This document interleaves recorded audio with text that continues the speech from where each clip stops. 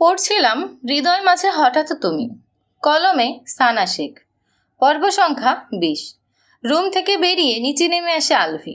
কারো দিকে না তাকিয়ে সোজা ডাইনিং টেবিলের কাছে এগিয়ে আসে। মেড মায়া আর মেহবুবা মেহের সকলের জন্য খাবার বাড়ছেন। আলভি শাশুড়ি মায়ের দিকে তাকিয়ে বলে, দুটো প্লেটে খাবার বেড়ে দাও। মেহবুবা মেহের আলভির দিকে তাকান, আমার আর মায়ের জন্য খাবার বেড়ে দাও। মেহবুবা মেহের কিছু না বলে দুটো প্লেটে খাবার বেড়ে দেন। আলভি প্লেট দুটো হাতে তুলে নেয়, উল্টো ঘুরে হাঁটতে হাঁটতে বলে, মায়া আক্তার, এক জগ পানি নিয়ে আসো। মায়া ডাইনিং টেবিলের উপর রাখা পানি ভর্তি জগটা নিয়ে আলভির পেছন পেছন হাঁটতে শুরু করে। আলভি কারো দিকে না তাকিয়ে সোজা নিজের রুমের সামনে এসে দাঁড়ায়। মায়া চলে যেতে পারে তাই বাইরে থেকে ডোর লক করে রেখে গিয়েছিল। ডোর খোলো। ডোর খুলে একপাশে দাঁড়িয়ে থাকে মেড মায়া। প্লেট দুটো বেডের উপর রেখে মায়ার হাত থেকে জগ নিয়ে ভেতর থেকে ডোর লক করে দেয় আলভি। জগ রেখে মায়ের সামনে দাঁড়ায়। যাও, হাত মুখ ধুয়ে আসো, আমি আমার রুমে যাব। তো এটা কার রুম? আপনার। আমি কার? মায়া চোখ তুলে আলভির মুখের দিকে তাকায়, চোখ নামিয়ে নিয়ে চুপ করে বসে থাকে। আমার আমিটাই যখন তোমার, তখন এই রুমটাও নিশ্চয়ই তোমার। না আপনি আমার, আর না এই রুম আমার।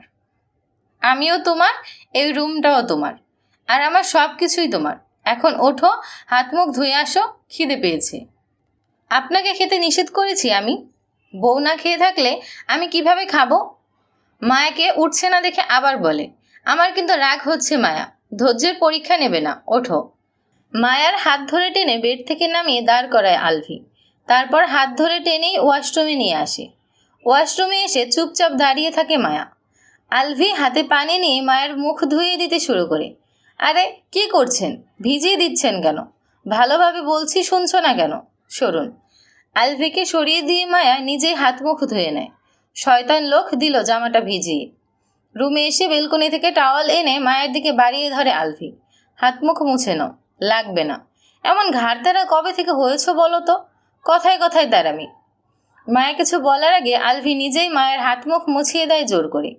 টাওয়াল সোফার উপর ছুঁড়ে দিয়ে মায়াকে পাজা কোলে তুলে বেডে বসিয়ে দেয়। খাবার ভর্তি একটা প্লেট মায়ের সামনে দিয়ে অন্যটা নিজের সামনে নিয়ে বসে। মায়া বড় বড় চোখ করে তাকিয়ে আছে আলভির মুখের দিকে। প্লেট থেকে একটা চিংড়ি মাছ তুলে আলভি নিজে এক কামড় খায়, তারপর মায়ের চোয়াল চেপে ধরে বাকিটা মায়ের মুখের ভেতর পুরে দিয়ে মুখ বন্ধ করে দেয়। খাওয়া শুরু করো বউ। আলভির মুখের দিকে তাকিয়ে থাকতে থাকতে মুখের মাছটুকু চিবোতে শুরু করে মায়া। আলভি কয়েক লোকমা ভাত খাওয়ার পরেও দেখে মায়া এখনও নিজের প্লেটে হাত দেয়নি। ভাত মাখিয়ে পুনরায় মায়ের চোয়াল চেপে ধরে মুখের মধ্যে ভাত পুরে দেয়। আবার ভাত মাখতে মাখতে বলে, হাত দিয়ে খাবে না, আমার হাতে খাবে বললেই হয়। এভাবে চুপচাপ বসে আছো কেন? মায়া কিছু না বলে নিজের প্লেটের দিকে তাকায়। এত খাবার কিভাবে খাবে? আলভি আবার ভাত তুলে ধরে মায়ের মুখের সামনে। আমার হাত আছে, তো খাচ্ছ না কেন তাহলে? এই যে খাচ্ছি এখন। এই যে খাচ্ছি এখন। মায়া নিজের হাতে খেতে শুরু করে। আলভি আর কথা না বলে খাওয়ায় মনোযোগ দেয়। খেতে খেতে মায়ের মুখের দিকে তাকায়। মায়া মাথা নিচু করে চুপচাপ খেয়ে চলেছে। মায়ের ভাবমূর্তি এমন যে ও ব্যতীত আর কেউ নেই এই রুমে। ওর সামনে যে আস্ত একটা মানুষ বসে আছে সেদিকে তাকাচ্ছে না পর্যন্ত। আলভির নানা বাড়ির সবাই রেডি হয়ে ড্রয়িং রুমে এসে দাঁড়িয়েছে। শামসুন নাহার বেগমের মধ্যে সেরকম কোনো ভাবান্তর নেই এখনো। লজ্জায় অপমানে তার ছেলে মেয়ে সহ সবাই নুয়ে গেছে, আর তিনি এখনও সিনা টান টান করে দাঁড়িয়ে আছেন। আলভির নানা সবাইকে দাঁড়াতে বললে আলভির রুমের দিকে এগিয়ে আসেন। ডোর নক করতেই ভেতর থেকে আলভির গলার স্বর শোনা যায়, নানা ভাই আমি এসেছি। আলভি মায়ের দিকে তাকায়। মায়া বেডের উপর গুটিয়ে বসে আছে চুপচাপ। বেড থেকে নেমে ডোর খুলে দেয়। কোথায় যাচ্ছ? চলে যাচ্ছি। আজকেই? আগামীকাল না যাওয়ার কথা ছিল? মায়া কোথায়? ভেতরে আসো। ভেতরে প্রবেশ করে দেখেন মায়া মাথা নিচু করে বসে আছে। নাম ধরে ডাক দিতেই মুখ তুলে তাকায়। চোখ মুখ এখনও ফোলা ফোলা। মায়াকে দেখলে ওনার ভীষণ মায়া হয়, সেই প্রথম থেকেই। আগে যখনই মেয়ের বাড়িতে আসতেন তখনই দেখতেন মায়া মলিন মুখে ঘুরে বেড়াচ্ছে, চুপচাপ এক কোনায় বসে আছে।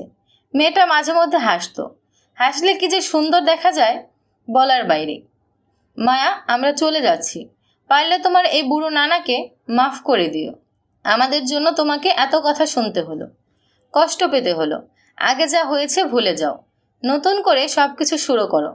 তখন তুমিও ছোট ছিলে, আলভিও ছোট ছিল। ভুলটা ছিল তোমাদের পরিবারের, ভুল আলভিরও ছিল, এটা সত্যি কথা। আলভি যখন সব কিছু ঠিক করতে চাইছে, ওকে একটা সুযোগ দাও। এভাবে আর জেদ ধরে থেকো না। মায়া শুনে সব কথা, কিন্তু বলে না কিছু। একবার শুধু আলভির দিকে তাকায়।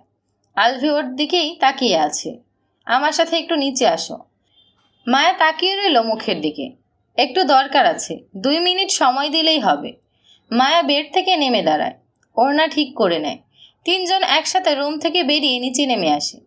মায়াকে শামসুন্নাহার বেগমের সামনে দাঁড় করান আলভির নানা। সব কিছুর জন্য মায়ের কাছে মাফ চাও।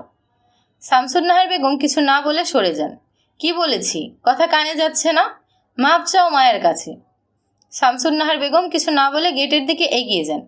কিছুতেই এতগুলো মানুষের সামনে এই মেয়ের কাছে মাপ চাইবেন না। মায়া মাথা নিচু করেই দাঁড়িয়ে রইল। আলভি গলা ছেড়ে বলে, বুড়ো বয়সে এখনও মনে শয়তানি আর অহংকারে পরিপূর্ণ।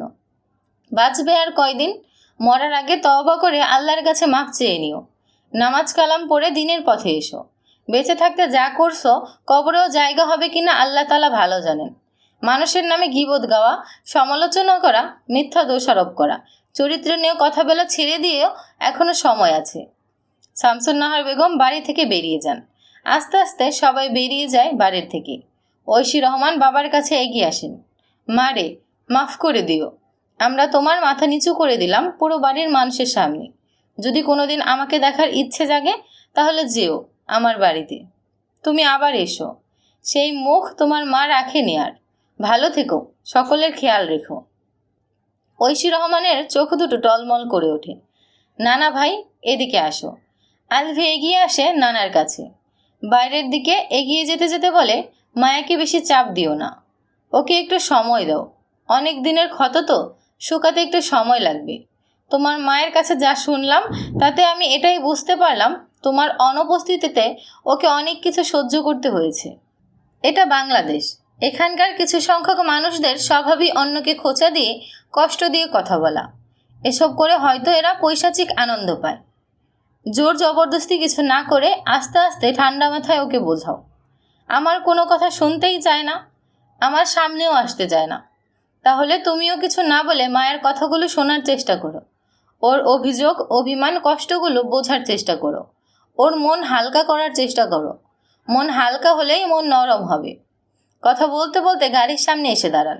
সব শয়তানের কারখানা এক গাড়িতে উঠে বসেছে। গাড়ি বেরিয়ে যায় বাড়ির গেট পেরিয়ে। বাড়ির সবাই ড্রয়িং রুমে এসে বসে। মায়া নিজের রুমে চলে যেতে চাইলেও আহনাফ মাহমুদ যেতে দেননি। আলভি এসে বসতেই তিনি আলভির মুখের দিকে তাকান। বাকি সবাইও আলভির মুখের দিকে তাকিয়ে আছে। আলভি কপাল ভ্রু কুঁচকে সকলের দিকে একবার দৃষ্টি বুলিয়ে নেয়। এভাবে তাকিয়ে আছো কেন সবাই? মায়া মাথা নিচু করে বসে আছে। আহনাফ মাহমুদ আলভিকে বলেন, গত রাতে মায়া সত্যি সত্যি তোমার রুমে ছিল? হ্যাঁ। সারা রাত ছিল? হ্যাঁ। মাহিদ বলে, ভাইয়া তুমি না বললে তোমার রুমে পড়ে গিয়েছিল রাতে? তাহলে মায়া কখন গেল? পরি চলে যাওয়ার পর আমি ব্যথা পেয়ে তোমাদের সবাইকে ডেকেছিলাম, কিন্তু কেউ শুনতে পাওনি আমার কথা। মায়া শুনতে পেয়ে গিয়েছিল রুমে, তারপর আমার সাথেই ছিল। সেজন্যই তো ওই দুষ্টু পরি দ্বিতীয়বার আর আসার সাহস পায়নি। মায়া আলভির মুখের দিকে তাকায়। কত সুন্দর করে সাজিয়ে গুছিয়ে যে মিথ্যে কথা বলে এই লোকটা, কেউ বুঝতেই পারবে না সত্যি বলছে নাকি মিথ্যে বলছে। আমি রুমে যাই এখন? যা। মায়া সোফা ছেড়ে উঠে দাঁড়ায়। দ্রুত পায়ে সিঁড়ির কাছে এগিয়ে যায়। পেছন পেছন আলভি নিজেও দ্রুত এগিয়ে যায়। করিডোরে এসে মায়াকে ধরে জোর করে নিজের রুমে নিয়ে আসে। মায়া রেগে তাকায় আলভির মুখের দিকে। এখানে নিয়ে আসলেন কেন আমাকে? আজ থেকে তুমি এই রুমে আমার সাথে আমার কাছে থাকবে। থাকবো না আমি? থাকতেই হবে। সকলের সামনে মিথ্যা কেন বললেন? মিথ্যে কথাই বললাম। তুমি তো গত রাতে সারা রাত আমার সাথেই ছিলাম, সেটা তো আমিও জানি। সবাইকে ডেকেছেন, এটা মিথ্যে কথা ছিল না? পরে এসে মেরেছে, এটা মিথ্যা কথা ছিল না? তো কি বলবো? আমার বউ আমাকে মেরেছে, আমি বউয়ের ধাক্কা খেয়ে চিটপটাং হয়ে পড়ে গিয়েছিলাম। বউ কামড় দিয়ে রক্ত বের করে দিয়েছে। আমাকে পাগল মনে হয় তোমার? বউয়ের হাতে মার খেয়েছি বলে নিজের মান ইজ্জত নিজেই পাঞ্চার করব এতগুলো মানুষের সামনে? মায়া কিছু না বলে বেডের উপর উঠে বসে রইল। আলভি আকাশের দিকে তাকিয়ে বিড়বিড় করে বলে, আমার কেন মনে হচ্ছে আমার বউকে আমার বাপ উস্কানি দেয়। বউয়ের পেছনে কলকাঠি আমার বাপ নারে। আমার বাপে কিছু তো একটা নিশ্চয়ই করে।